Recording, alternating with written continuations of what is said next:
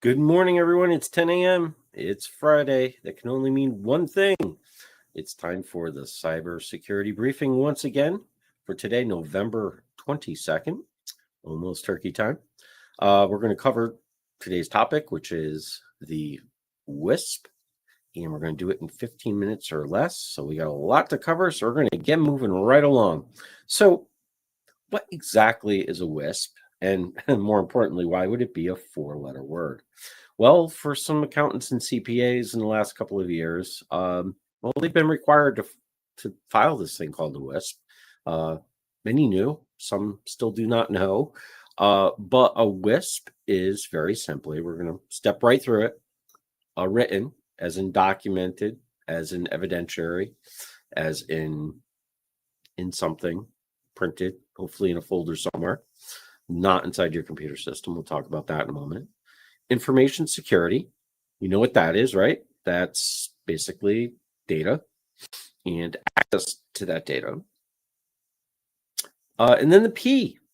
So the P can mean a lot of things to a lot of different people. It's actually usually done in three ways. It's either a policy, it's a plan, or a program.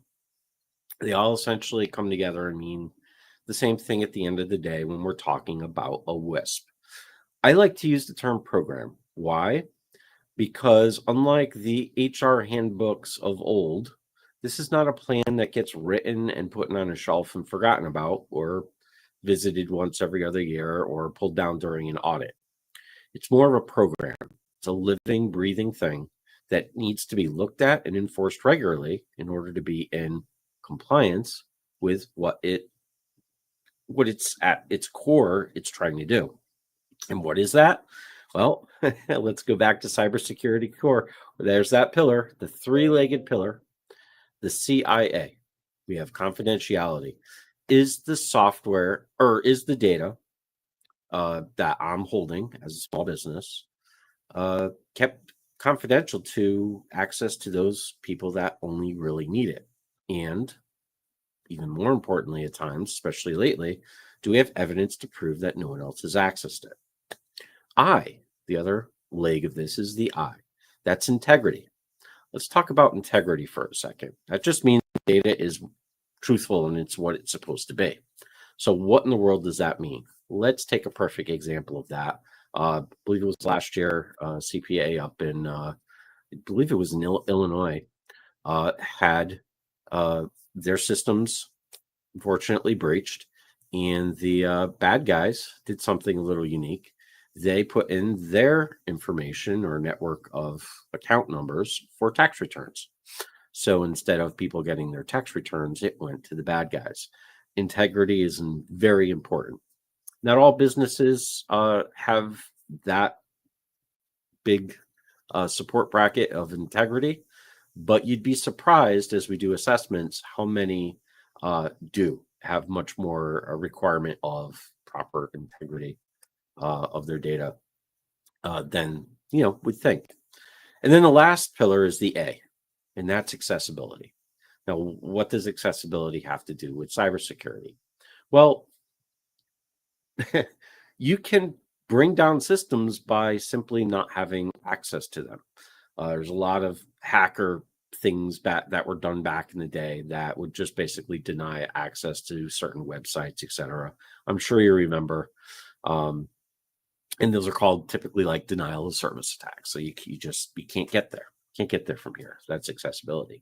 But we had a whopper one pretty recently. A little company called CrowdStrike pushed out a bad patch, and it ended up with millions upon millions of computers blue screening, not having access to their systems, not having access to the data. So flights were canceled. Hospitals had to shut down surgeries for a while.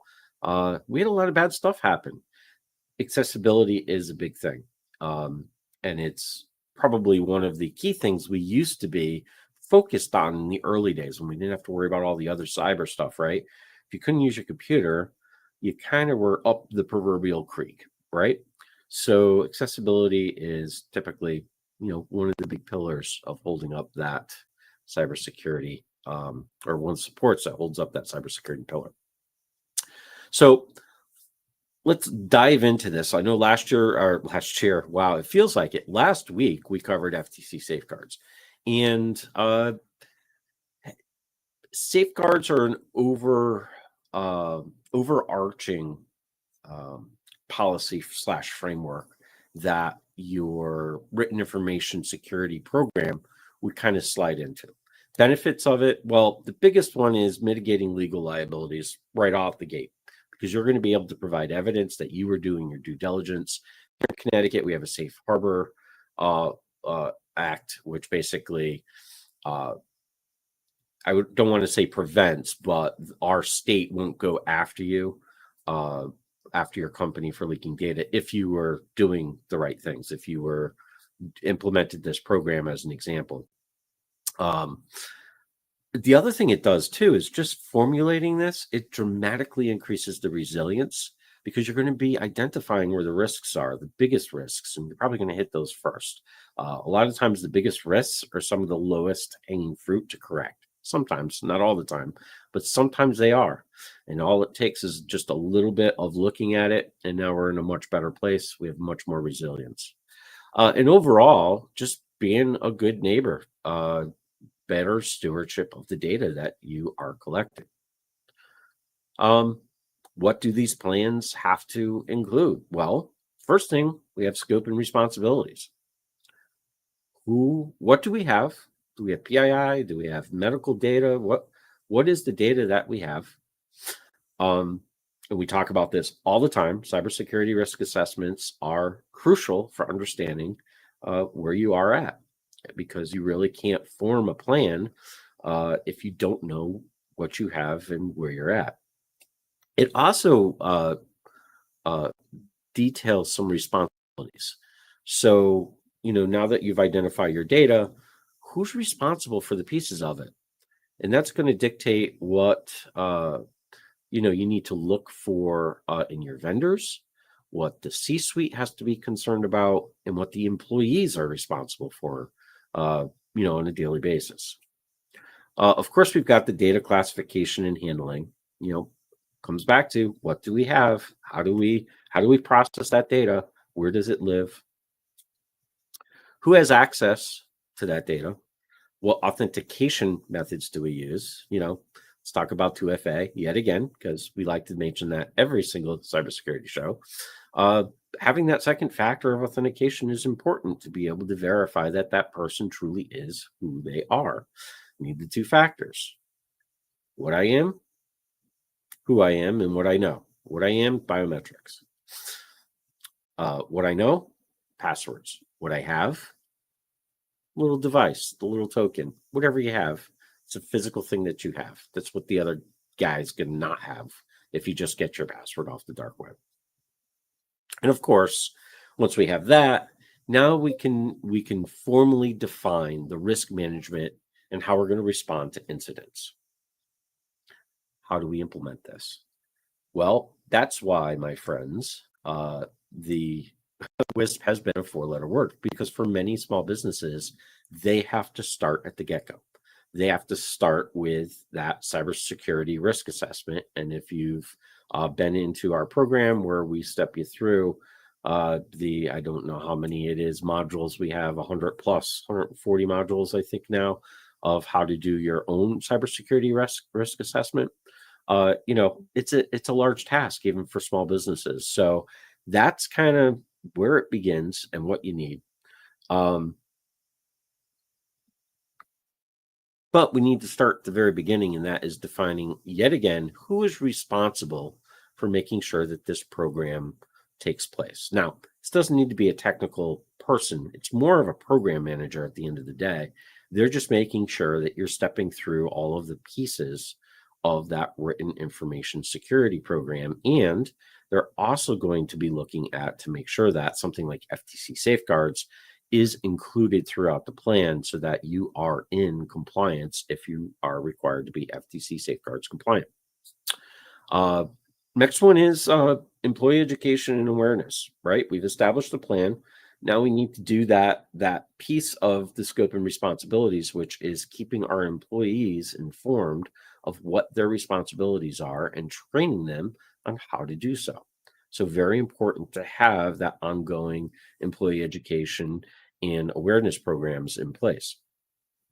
And lastly, but not leastly, monitoring and enforcement. If we're not monitoring the risks and the controls around those risks, then we've really not done our due diligence fully, right? If we just set things up and walk away, that's not how that works. I can't tell you how many times back in the day I've gone into an office for, we didn't call them risk assessments, we just called them network assessments back then. And part of that was the backups. And Susie Q's been diligently swapping out those tapes and taking the tapes home and throwing them in the glove box and doing all sorts of stuff. And that tape's been backing up absolutely none of their data. Why? Because it was stood up and no one ever bothered to verify that it was doing what it needed to do. They knew that the job was happening, but they didn't realize that at some point in time, the job had changed, something happened, and now, or they added something new in that just wasn't their data that was being backed up. So very important to monitor. And then the enforcement part. And that brings us right back to the beginning. What is a written information security plan / policy / program? It's about providing the evidence, because everyone's about the evidence, especially cyber insurers. They want to see that you have actually done your due diligence, and it's on your it's on you essentially as a business owner to show that you have done this. It's not on them to prove that you haven't. It's on you to show that you have. So you have to keep that in mind. And again, that's why I like to call this a program, because it doesn't need to be just like everything else we do on the cybersecurity side. Not only does it move very quickly, so we need to stay on top of that with updates, but we need to be making sure that we're monitoring and enforcing all of the things that we laid out in the plan. Because if we haven't and stuff happens, well, guess what? A, you're not going to be as resilient as you thought you were. B, you're not going to be able to mitigate the legal parts of it, because you're not going to be able to provide the evidence that you've done your due diligence. And C, well, you're just being a bad neighbor. You're not protecting your client's data. And your client's data is probably small business data or consumer data. And that impacts the whole community all the time. We're seeing this day in, day out. Huge companies dumping everyone. I just saw my social security number just show up again on a blacklist. I can't believe it. Again. It's like, you trust companies to treat this stuff with the utmost of care. And yet, here we are again. And there goes the social security number again. And it's just, excuse me, not good.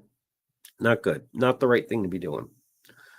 So what I'd love to do is see you all implementing, or at least try to implement, the written information security policy. We still have our programs. Follow the link that's in the comments. And if you have any Q&A on this, why don't you start getting that into the chat on whatever platform you're on, and I will address those while we're here. I'll just wait about 45 seconds or so to see if I see anything come in. Next week, little housekeeping. Next week, we will be having the cybersecurity program. However, it will be pre-recorded because we will not be in the office, and I'll actually be out of town. But I will be looking at the comments for next week. So we'll definitely make sure that we're replying during the broadcast so that no one has to wait. So I don't see any questions coming in this week yet. We got another 20 seconds or so. Yeah, so that's it. So I guess it's time to wish everyone a very happy Thanksgiving. Hope everyone stays safe. On Friday, we are doing a kind of holiday scam checklist to make sure that not only are you able to identify scams, but your loved ones, particularly the older ones in the crowd, are able to not get tricked this year. That would be awesome because every year, like clockwork, we see it. So I'll look forward to getting that episode out to everyone next week. Have a great holiday, and we'll see you first week of December, already here. All right, everyone, have a happy Thanksgiving.